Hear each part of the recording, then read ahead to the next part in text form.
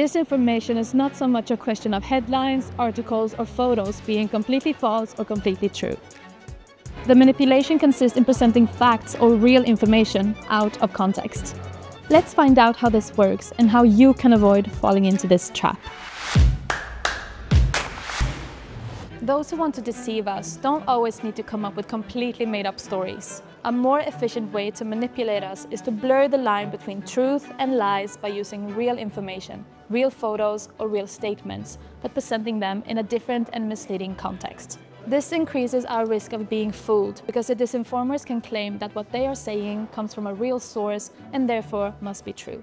What's the danger? This kind of manipulation can take many forms. A photo presented as if it's showing a current event, when in reality, it's from a different time or place.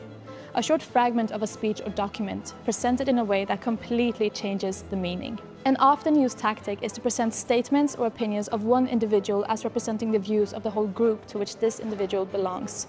Sarah, could you explain how this works? Of course. Take, for example, two competing football teams that are meeting for a big match.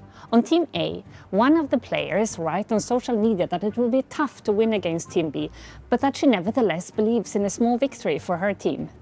The players from Team B take only the first part of this statement and spread it to their fans, as proof that Team A have already given up. They do this even though they know that it was only the opinion of one of the players and only a part of her full statement. The fans nevertheless believe in it. After all, the players of Team B didn't make anything up. The Team A player really said it. Many Team A fans decide not to buy tickets for the match because they are made to believe that the players don't believe in victory themselves. So why should the fans? Now imagine another situation. There are demonstrations going on in your city, and so far there are no indications that the protests have turned violent. Later you start to see posts on social media with photos of burning cars and shops, saying that the protests have turned violent. If you pay close attention, you may notice that there's something odd about the photos. They don't actually look like your city. The time of year also doesn't fit. It's winter, so how come the trees have leaves?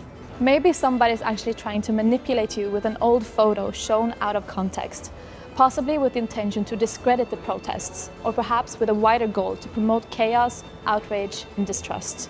What can you do? Watch out for content that draws wide-ranging conclusions and claim to be based on official sources or real photos. Check these sources. You can make a reverse image search to discover where the photo was originally taken.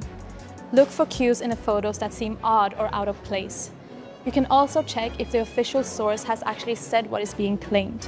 Is there really a whole team or institution behind a message? Or is it just the opinion of one of their members? Take a step back. Even if there's a kernel of truth, it doesn't mean that the whole message is trustworthy or that it applies to this situation. So, to recap, check the context of the information you see. Check the original sources. Pause and resist the reflex to react without thinking.